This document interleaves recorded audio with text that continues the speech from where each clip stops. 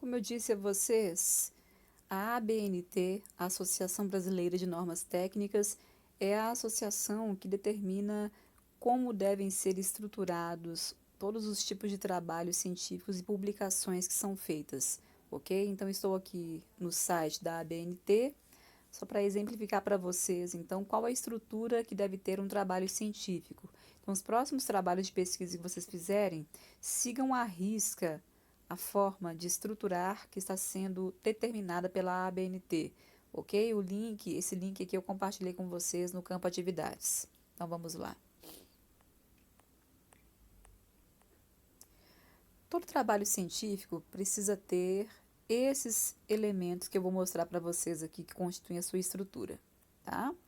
Então, a primeira coisa é a capa, tá? Então, a capa é a parte do trabalho em que vão ser apresentados os dados, né, que vão identificar o autor do texto e o tema trabalhado para se pesquisar. A folha de rosto, ela vai conter os elementos da capa e mais alguns que nós vamos ver agora mesmo. O sumário é a parte do seu trabalho em que você vai indicar a localização de cada parte da sua pesquisa dentro do trabalho, tá? Então, essa parte em rosa é o corpo do texto, então é o desenvolvimento, a introdução, o desenvolvimento e a conclusão do seu trabalho.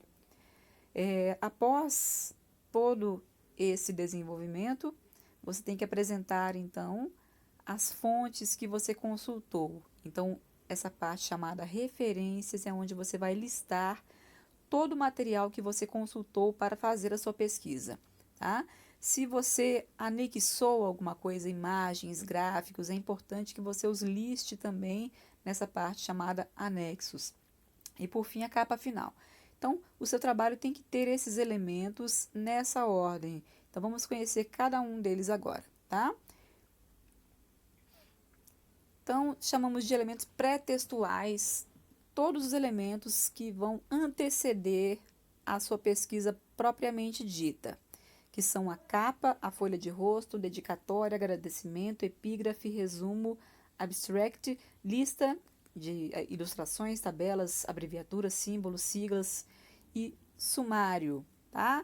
Então, essas que estão em negrito são obrigatórias, elas têm que constar no seu trabalho. Então, ele tem que ter uma capa, ele tem que ter uma folha de rosto, tem que ter um resumo do conteúdo desenvolvido e tem que ter um sumário.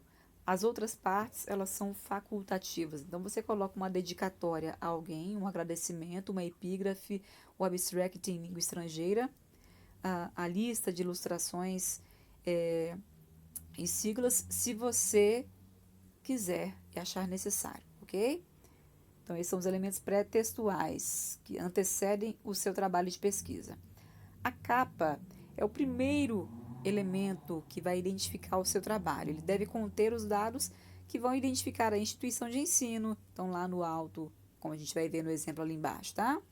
Você deve indicar a instituição em que você estuda, no caso, o Colégio Tiradentes, da Polícia Militar, Unidade Argentino Madeira. Vamos ver lá embaixo, então, o modelo de capa para vocês verem, ó.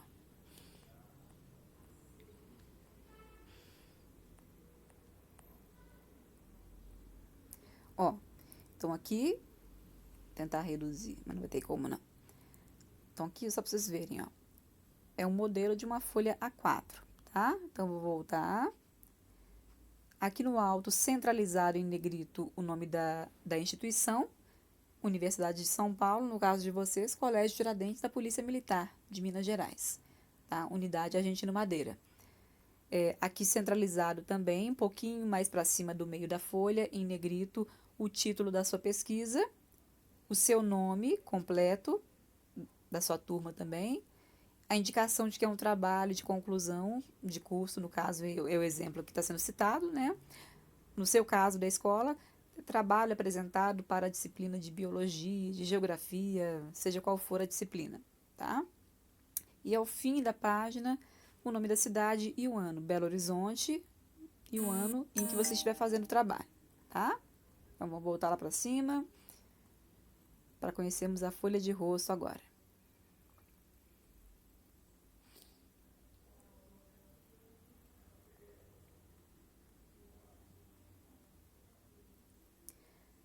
A folha de rosto é o segundo elemento, então vem logo depois da capa, tá? E ele também é um elemento identificador do seu trabalho, contém alguns elementos que a capa já apresenta e nós acrescentamos uma breve descrição do objetivo do trabalho. Então vamos lá para exemplificar.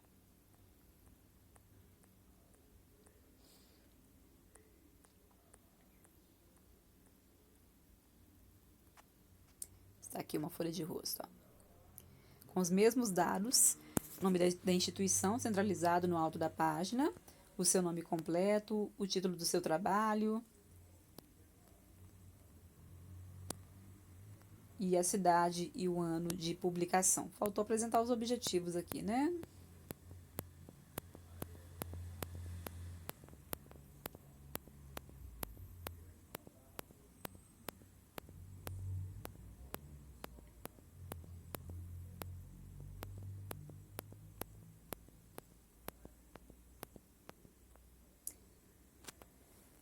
O cabeçalho pode ser utilizado em substituição à capa e à folha de rosto, e nunca junto deles. Os itens devem ser apresentados em espaço simples e fonte tamanho 12. Então, na capa e na folha de rosto, até o tamanho da fonte, o tipo de fonte que você vai empregar, o espaçamento entre cada linhas é determinado pela ABNT, eles têm que ser seguidos rigorosamente, tá? Então, as fontes geralmente utilizadas são a Times New Roman ou a Arial, tamanho 12. Então, na capa, o espaçamento das linhas é simples. São elementos textuais, ou seja, que compõem o trabalho mesmo, a introdução, o desenvolvimento e a conclusão. O que vem a ser cada uma dessas partes? A introdução, tá? É aquela parte em que você vai esclarecer a respeito do que você vai desenvolver. Então, lendo a introdução, o leitor deve se sentir esclarecido a respeito do teor da problematização do seu trabalho, assim como a respeito da natureza do raciocínio que vai ser desenvolvido, tá? Então, é quando você apresenta sucintamente o que você vai desenvolver. O desenvolvimento é o trabalho propriamente dito, tá? Então, nessa parte, né, que deve obedecer rigorosamente a organização, né, em introdução, desenvolvimento e conclusão, é a parte em que você vai destrinchar a sua pesquisa, você vai sintetizar o trabalho que foi desenvolvido. Ela pode ser distribuída em tópicos também, em títulos, subtítulos. A conclusão é a parte final do seu texto em que você vai apresentar os resultados, as suas conclusões, tá? É o fechamento da sua pesquisa. Os elementos pós-textuais são as referências e os anexos, tá? Então, as referências, como nós dissemos, é um item essencial, obrigatório da pesquisa. Você tem que apresentar as fontes que você consultou no seu trabalho, nessa parte, tá? E o anexo é opcional, né? Se você apresentar tabelas, gráficos e outros elementos, é interessante que você liste todos eles nessa parte chamada anexo, que é opcional. Então, vamos lá agora ver os outros exemplos, outros modelos que eu não mostrei para vocês, tá? Então, aqui só uma prévia sobre a formatação, tá? Então, quando vocês vão digitar um trabalho, vocês me entregam um trabalho muito desconfigurado, tá? Então, com vários tipos de letra. Então, tem que haver uma configuração que é rigorosa, tá? Então, vamos conhecer essa forma de estruturar. A folha, geralmente, o tamanho do papel utilizado, geralmente, é A4. Então, você deve deixar 3 centímetros de margem em cima, na parte superior, no lado esquerdo, e 2 centímetros de margem no lado direito e na parte inferior, tá? Então, isso é obrigatório, isso é regra, tá? As fontes geralmente são Times New Roman ou Arial, como eu disse a vocês. O tamanho da fonte é 12 e o espaçamento entre linhas no interior do seu trabalho é 1,5. Então, só vocês consultarem, depois entrarem nesse link aqui, que eu vou deixar para vocês lá no campo atividades, que vocês podem consultar com mais calma.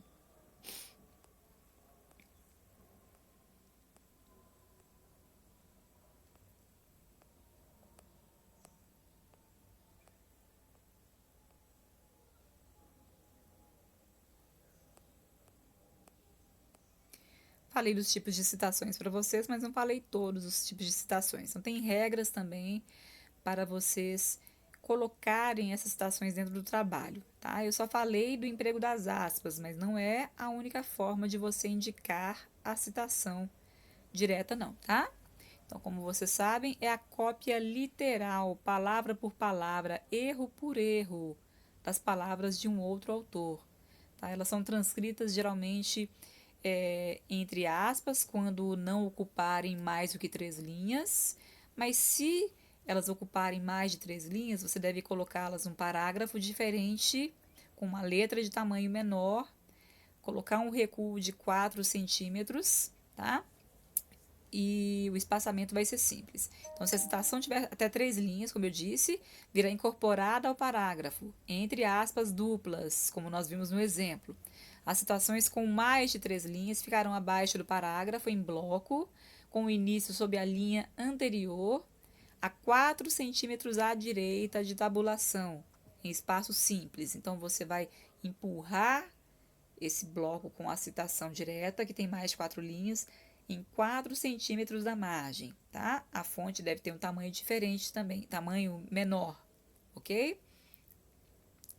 A citação que foi indireta é a reprodução das ideias do autor sem ter feito a transcrição fiel, ou seja, você faz essa citação com as suas palavras, da essência do que o autor disse, tá?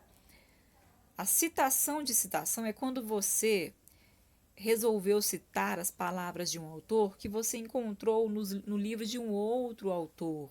Então, eu estou lendo o livro do Marcos Banho e o Marcos Banho citou as palavras de Carlos Alberto Faraco.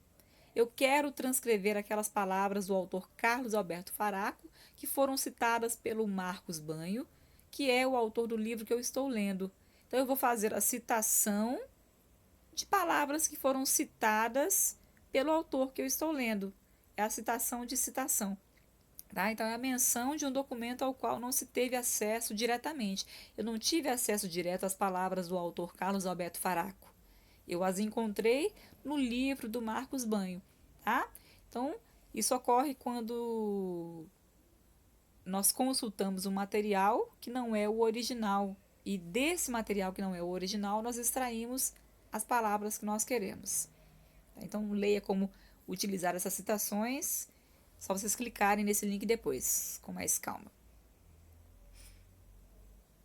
Então, eu não vou continuar aqui, não. Vocês vão encontrar aqui os modelos de capa, folha de rosto, referências. Então, eu já mostrei a capa e a folha de rosto para vocês. Só substituírem os elementos desses modelos pelos dados de vocês, ok? É muito importante, então, que vocês sigam essas regras, porque na universidade isso tem que ser seguido à risca, tá? Então, aqui um exemplo de sumário, que é a parte em que vocês vão indicar onde se encontram, em que páginas se encontram cada parte do seu trabalho. Então, aqui tem um modelo de como você faz essa indicação. O algarismo 1 indica cada tópico. E os subtópicos de cada tópico é indicado com 1.1, 1.2 e assim por diante. Tópico 2, referencial, os subtópicos desse tópico são indicados com 2.1, 2.2 e assim por diante, tá? Então, se os subtópicos, por exemplo, subtópicos 2.5, ele é subdividido ainda em outros subtópicos. Esses são indicados com 3 algarismos, 2.5.1, 2.5.2 e assim por diante. Cada um desses subtópicos com a indicação da página logo em seguida. Então, aqui está o modelo desse sumário. Ó.